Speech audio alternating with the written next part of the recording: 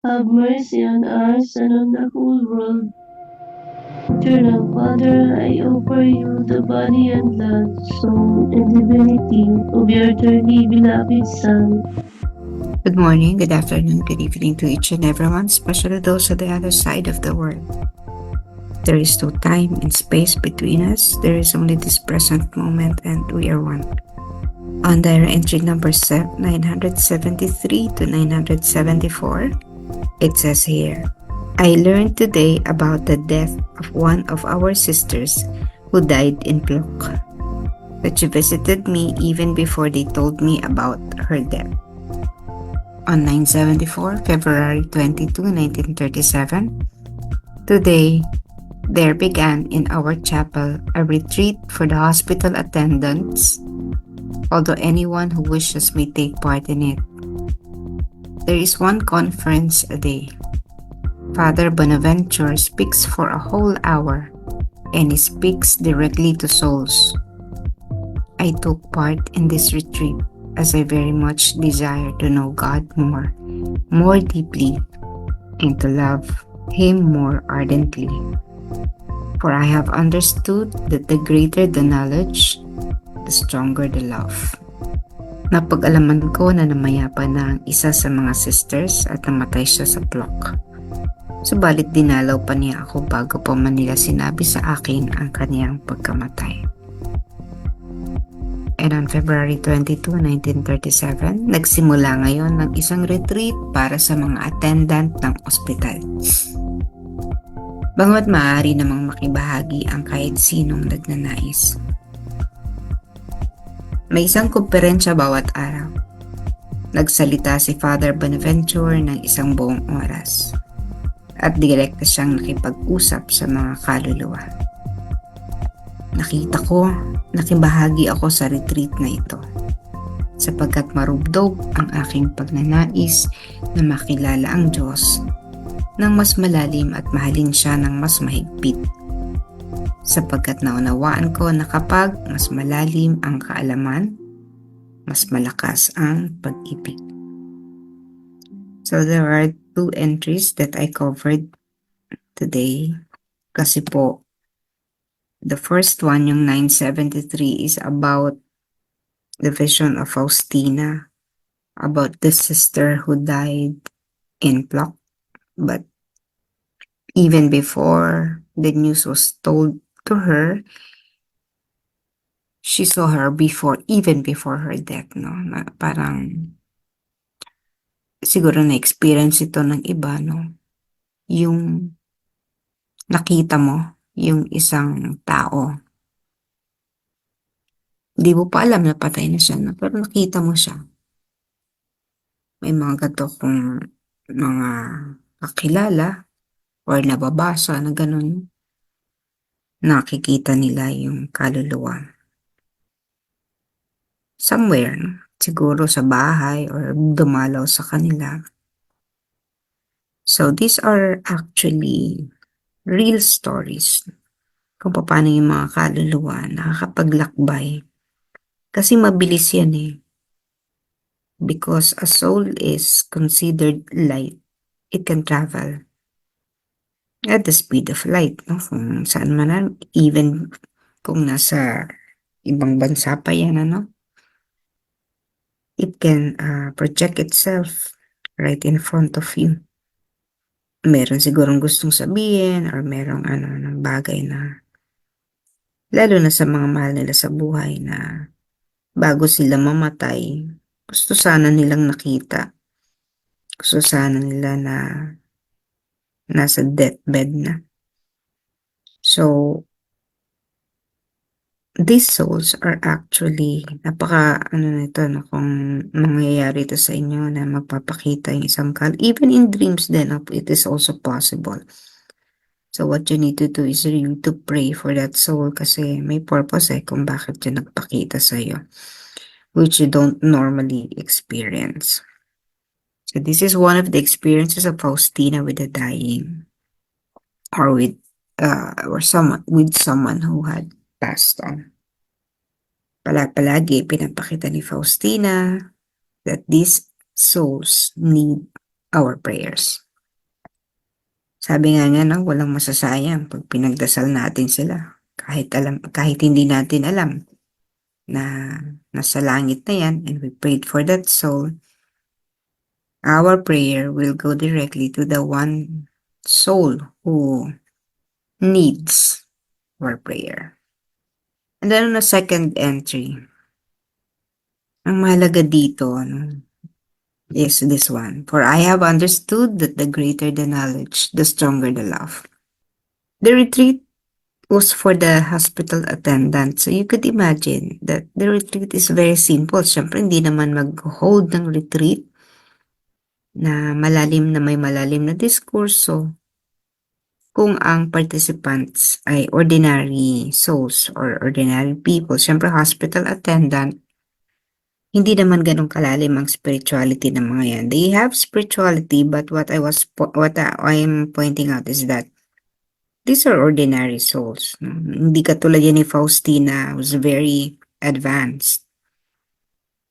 Now, if are the kind of participants, syempre, the topic would also be simple. But look at Faustina, ang sabi niya, she took part in the conference. So, parang ganito, no? Bawa,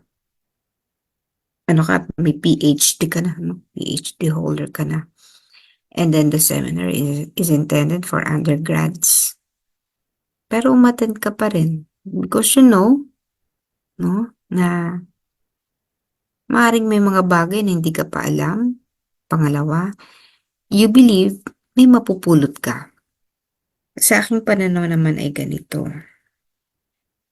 However simple the words are, parang sa Bible, basahin mo ngayon the same passage. If this is your first time opening the Bible, read the passage. It carries a shallow meaning pa na syempre it's the first time. Kunwari lang, no? It's the first time you open the Bible. So the meaning would be very, simple lang. Or maybe di mo pa maintindihan. And then years passed, binuksan mo na naman yung same passage na nabasa mo na naman. You'll realize there is another meaning. You found a new meaning in the passage. So it's the same words that you read, but the meaning has changed. So it is evolving because truth is dynamic. Ibig sabihin, hindi yan pare-pareho. The truth depends on the soul, on the level of the soul. So if Faustina attended that conference hearing a very simple words from the retreat master or from the priest, no? Maring narinig na niya yung tema or topic, but she would still be able to find new meaning. So sabi nga niya, no, the greater the knowledge, the stronger the love. Ibig sabihin, may bago siyang natutunan. Ang natutunan niya was different from what other participants understood because the level of spirituality of the participants, the general participants, no, yung karamihan doon, majority of the participants may be very simple lang. Siyempre, yung as a retreat master, hindi ka naman magdi-discuss ng napakalalim na hindi maunawaan ng participants. But with Faustina, she learned the deeper message, the deeper meaning. She found another meaning to what the priest was telling. So, ganun din tayo. Nagkakaroon tayo ng realization. As time passes, goes by, no? Nag-iiba na ang kahulugan ng mga bagay. Hindi na siya yung dati. Kaya sasabihin mo, nagkakaroon ka ng realization, sasabihin mo, ganun pala yun. Narinig ko na to in the past. Pero ngayon ko lang naintindihan, ganun pala siya. So every time that we hear something, new meaning would come out because our life is also changing. Suddenly, you see the interconnectedness of things. Suddenly, you find out, no, that this is what your mother had been telling you when you were a child. No, kasi nung bata ka, tigas ulo mo, akala mo yung sinasabi ng nanay mo. Kasi against sa ginagawa mo, sa gusto mong gawin. So, paulit-ulit yung nanay mo, sasabihin ganito, ganito, yung same words over and over again when you were a child. But when you became a mother yourself, you realized that what your mother had been saying when you were a child is true. Pero nung bata ka, naiinis ka, di mo maunawaan, nagagalit ka. No? Pero when you are already on her shoes, you are already on the same situation, mother, you are a mother yourself already, and you have your child, nakikita mo you are parroting what your mother had told you when you were a child. Ganito pala. Tama nga. No? Kasi yung mga bagay, nagkakaroon niya ng panibagong kahulugan kapag ikaw na mismo ang nakakaranas. And then, the same thing will happen in the future. Another meaning na yun. So maybe ikaw, lola ka na, no? So nagsimula, bata, ganun sinasabi, hindi mo manawaan. When you become mother yourself, you understood it. And when you become grandmother already, iba na syempre yan, no? Yung may wisdom ka na, yung mga matatanda ngayon nga sabi, no? May pinagkakatandaan. So yung mga matatanda is na simbolismo niya ng wisdom. So mas malalim na yung pang-unawa mo when you become older. So that is the power of knowledge. Hindi siya static. No, palagi yang nagbabago, and the truth also evolves. What you saw as truth when you were young, iba na yung truth when you become old. So parang nung una, they thought ang truth nila was, no?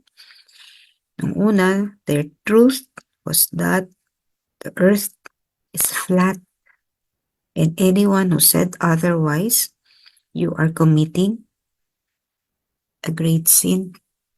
Paparusahan ka because of your radical knowledge. So it is very courageous of those who said that no, the earth is not flat, the earth is round. So they risk their life just to tell us, no, that what you believe is wrong. Kasi nga, maliit yung cover ng pagtingin natin. Wala tayong bird's eye view. No? Kung ikaw nasa baba ka ng lupa, ang nakikita mo lang yung nasa paligid mo at yung horizon. But when you go up to the top of the mountain, you would see how big the world is. Pero hindi pa yun. Hindi pa yun ang mundo. Still on top of the mountain, you would see that the earth is flat. So, una, maliit lang ang tingin mo. Flat pa rin, pero maliit. Ito lang ang mundo mo. Yun lang ang nakikita mo. When you go up, on top of the hill, mas malawak pala. Sabi mo, ay, ito ang kalupaan ko. And you accumulate all those. Kinamkam mo na lahat yun. Yung sabi nga, di ba, yung abot ng tanaw. Yung abot ng tanaw mo, yun ang property. But when man reaches outside this world, this earth, nakita niya, oh, bilog nga ang mundo. No? Pero yung mga una nag-postulate na bilog ang mundo, hindi naman sila nakarating sa outer space. No? At pinatunayan lang yon na bilog nga ang mundo when man was able to go out of this earth sa outer space. So, ganun. Bilog pala ang mundo. Nakita niya na malaking bahagi nito ay tubig. But then, going farther and farther and farther yung kanilang mga teleskopo na nagiging mas malakas yung power, no? Nakikita na nila yung universe. So, nakita nila, meron pala, yung araw pala is at the center. And then, the planets are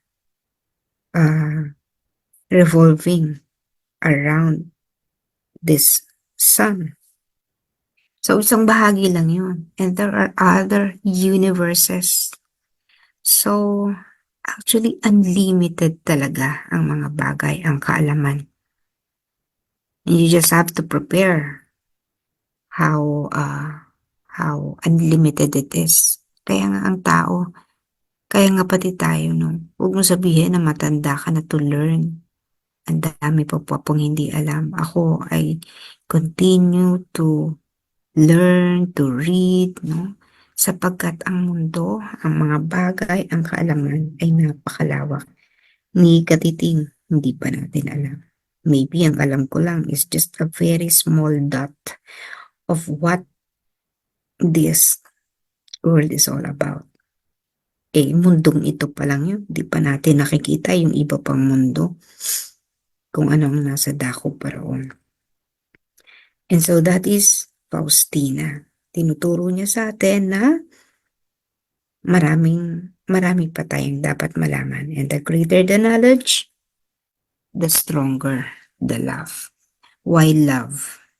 Kasi makikita mo doon the power of God.